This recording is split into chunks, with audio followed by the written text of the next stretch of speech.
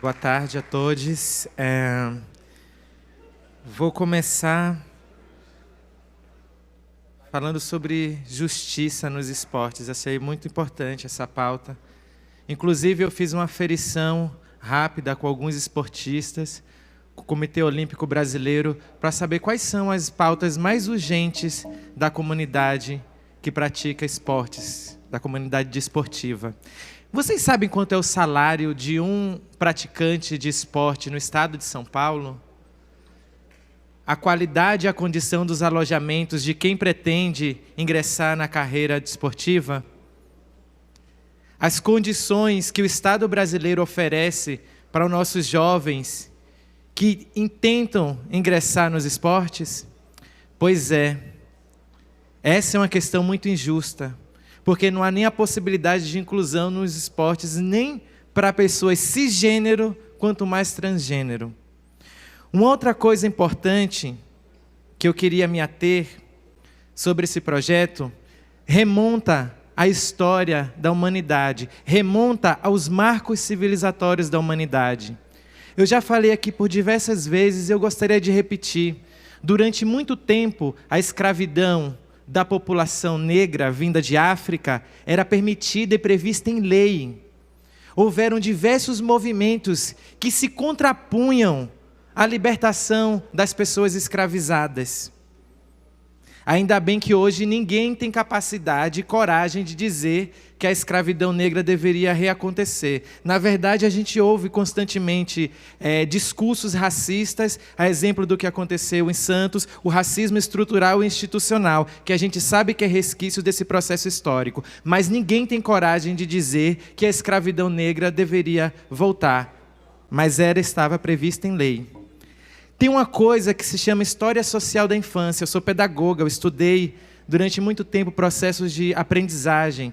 Na História Social da Infância, verifica-se um processo de mudança de olhar para o que é uma criança hoje em 2019 e o que era uma criança no século XVII, século XVI. Durante muito tempo as crianças eram tidas como mini-adultos. Não imaginava-se que o processo de crescimento das crianças, de desenvolvimento das suas capacidades cognitivas, dissesse respeito à sua construção, né, de tempo, né, o seu processo etário. Achava-se que aquilo ali era um adulto em construção.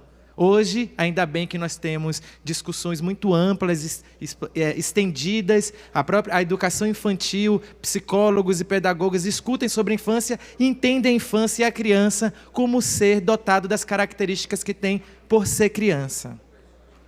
A mulher, embora não gostem desse nome cisgênero, que de forma muito preconceituosa diz que é a mulher normal, no caso dizendo que eu sou anormal ou anômala, mas enfim, né, isso é uma parte que esse discurso que se diz que tem respeito, na verdade, não há respeito quando dizem que existem mulheres normais e eu que sou anormal. A mulher cisgênero, durante muito tempo, também arcou com as consequências de uma história que não a considerava, inclusive, enquanto sujeita, enquanto cidadã, não sendo possível trabalho, não sendo possível garantia do voto, não sendo possível, enfim, inúmeros outros direitos que os homens tinham. Hoje em dia, finalmente, nós já discutimos, inclusive, ainda de forma incipiente, a violência contra a mulher cisgênero. O que acontece, o que está acontecendo com esse plenário, em relação a esse projeto, eu acho que vai nesse mesmo sentido. Infelizmente, nós estamos ainda muito incipientes na discussão sobre a transgeneridade. Mas é um fato que a incipiência da nossa capacidade de pensar sobre isso não elimina a necessidade de nós entendermos com complexidade o que significa essa questão. As pessoas transgênero existem. E elas existem numa condição histórica extremamente violenta, extremamente excludente, tal qual os negros foram outrora e ainda são, tal qual crianças, tal qual mulheres. A população transexual, de mulheres transexual, 90% da população de mulheres transexuais se prostituem. Eu já disse isso, mas repito, 90% da população de mulheres transexuais e travestis se prostituem. Não existe grupo social no mundo que seja propenso a uma determinada profissão. Nós estamos lá nas ruas, primeiro porque somos expulsas de casa, expulsas da família e, consequentemente, do mercado de trabalho. Uma coisa muito interessante que a Isa Pena falou aqui sobre prostituição é que se essas mulheres estão em situação de prostituição, é que tem quem consome isso. E isso deveria ser denunciado. O Brasil é o país que mais consome pornografia de pessoas trans. Então, assim, é hipocrisia ou não é? É sobre essa condição de vulnerabilidade que nós deveríamos nos ater quando estamos pensando em propostas que novamente estigmatizam e excluem as pessoas trans da possibilidade mínima de cidadania, porque levando o esporte como um lugar de acesso à cidadania. Em relação às questões de ordem científica, como o próprio Altair falou, o estudo é inconcluso e pelo fato dele ser inconcluso, também não cabe determinar nos termos da lei a exclusão e a impossibilidade de pessoas que são pouquíssimas pessoas que estão pessoas transexuais que estão em atividade desportiva, praticando esportes de alto rendimento, pouquíssimas pessoas, não há necessidade de legislação que as exclua. Não há necessidade. Essa justiça pretendida é uma justiça falaciosa, porque a diferença ela se dá inclusive entre as próprias mulheres cisgênero. Se nós partíssemos de pressupostos biológicos, nós não deveríamos permitir que um sujeito que tem uma memória corporal, massa muscular, massa óssea da Etiópia concorresse com um alemão, porque afinal de contas eles são biotipicamente diferentes. Concordo sim que na frequência cromossômica padrão da ciência que divide as pessoas em XX e XY, existe sim uma diferença no processo de desenvolvimento, mas que ele não é determinante, esse processo não é determinante para o exercício da competição desportiva, das práticas esportivas. Não é determinante. E, repito, esses estudos eles são inconclusos, sim. E por serem inconclusos, nós não podemos reincidir na exclusão dessa população que já tem pouca possibilidade de acesso e cidadania. Acho que não cabe aqui, esse parlamento, não cabe ao parlamento brasileiro, não cabe a legisladores tecerem sobre algo que está em discussão por autoridades competentes no tema.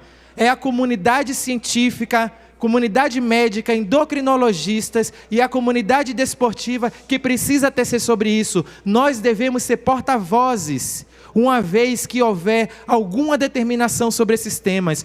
A determinação ou a orientação do Comitê Olímpico Internacional, até então, previa que mulheres transgêneros podem sim competir com mulheres cisgênero, desde que esteja em lugar de equivalência, tanto a questão hormonal quanto óssea e muscular.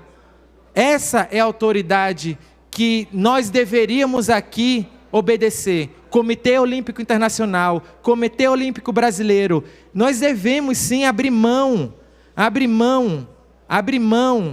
da arrogância de pessoas que, a partir de opiniões sem base científica, nos colocamos como feitores de uma lei que não chega efetivamente às pessoas que precisam.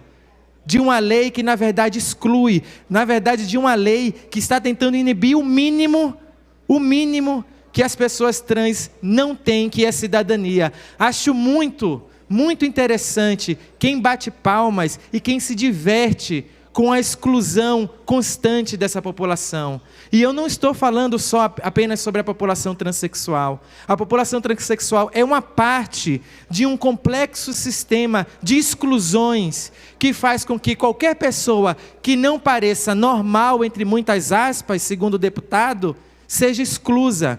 Uma hora excluem os negros, uma hora excluem as mulheres, uma hora excluem indígenas, ou uma hora excluem lésbicas, gays, transexuais. Aonde vamos parar?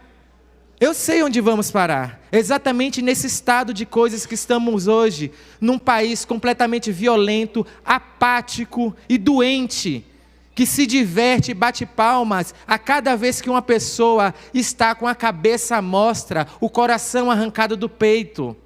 Isso não é normal.